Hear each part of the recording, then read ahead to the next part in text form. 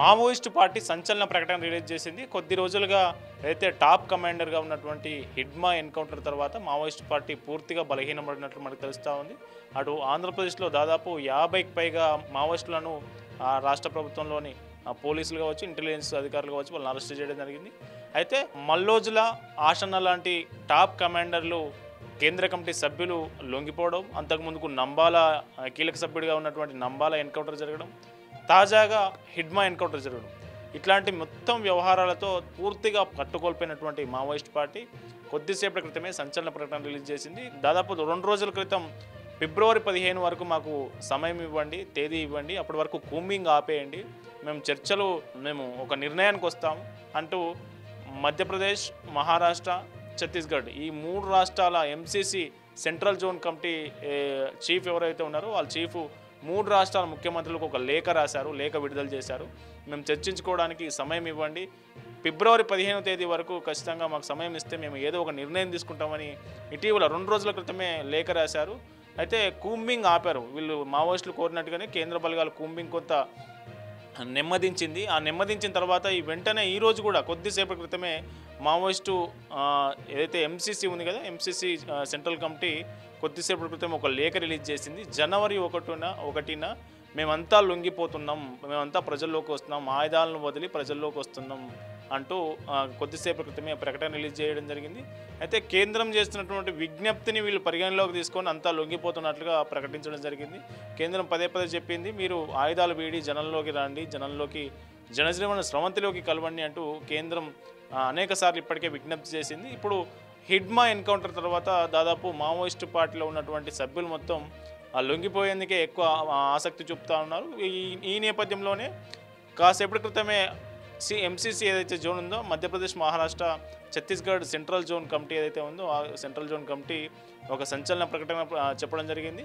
జనవరి 1న మేమంతా లొంగిపోతున్నామంటూ ఒక ప్రకటన రిలీజ్ చేయడం జరిగింది.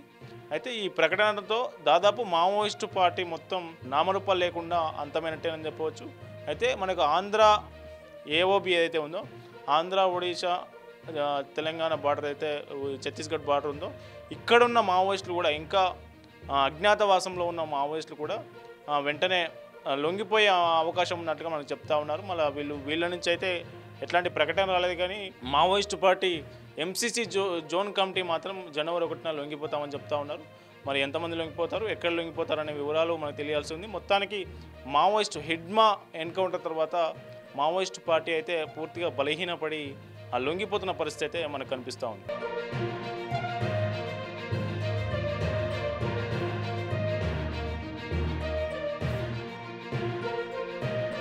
మావోయిస్టు పార్టీ సంచలన ప్రకటన రిలీజ్ చేసింది. కొద్ది రోజులుగా అయితే టాప్ కమాండర్గా ఉన్నటువంటి హిడ్మా ఎన్కౌంటర్ తర్వాత మావోయిస్టు పార్టీ పూర్తిగా బలహీనపడినట్లు మనకు తెలుస్తూ ఉంది.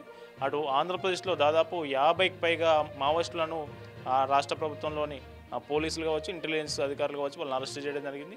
అయితే మల్లోజుల, ఆషన్న లాంటి టాప్ కమాండర్లు కేంద్ర కమిటీ సభ్యులు లొంగిపోవడం, అంతకుముందుకు నంబాల కీలక సభ్యుడిగా ఉన్నటువంటి నంబాల ఎన్కౌంటర్ జరగడం, తాజాగా హిడ్మా ఎన్కౌంటర్ జరగడం, ఇట్లాంటి మొత్తం వ్యవహారాలతో పూర్తిగా పట్టుకోల్పోయినటువంటి మావోయిస్ట్ పార్టీ కొద్దిసేపటి క్రితమే సంచలన ప్రకటన రిలీజ్ చేసింది. దాదాపు 2 రోజుల క్రితం ఫిబ్రవరి 15 వరకు మాకు సమయం ఇవ్వండి, తేదీ ఇవ్వండి, అప్పటి వరకు కూంబింగ్ ఆపేయండి, మేము ఒక నిర్ణయానికి వస్తాం అంటూ మధ్యప్రదేశ్, మహారాష్ట్ర, ఛత్తీస్గఢ్ ఈ 3 రాష్ట్రాల MCC central zone committee chief ఎవరైతే ఉన్నారో వాళ్ళ చీఫ్ 3 రాష్ట్రాల ముఖ్యమంత్రులకు ఒక లేఖ రాశారు, లేఖ విడుదల చేశారు.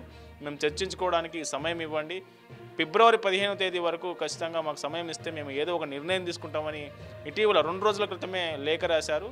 అయితే కూంబింగ్ ఆపారు. వీళ్ళు మావోయిస్టులు కోరినట్టుగానే కేంద్ర బలగాలు కూంబింగ్ కొంత నెమ్మదించింది. ఆ నెమ్మదించిన తర్వాత వెంటనే ఈరోజు కూడా కొద్దిసేపటి క్రితమే మావోయిస్టు ఏదైతే ఎంసీసీ ఉంది కదా, ఎంసీసీ సెంట్రల్ కమిటీ కొద్దిసేపటి క్రితం ఒక లేఖ రిలీజ్ చేసింది. జనవరి 1న మేమంతా లొంగిపోతున్నాం, మేమంతా ప్రజల్లోకి వస్తున్నాం, ఆయుధాలను వదిలి ప్రజల్లోకి వస్తున్నాం అంటూ కొద్దిసేపటి క్రితమే ప్రకటన రిలీజ్ చేయడం జరిగింది.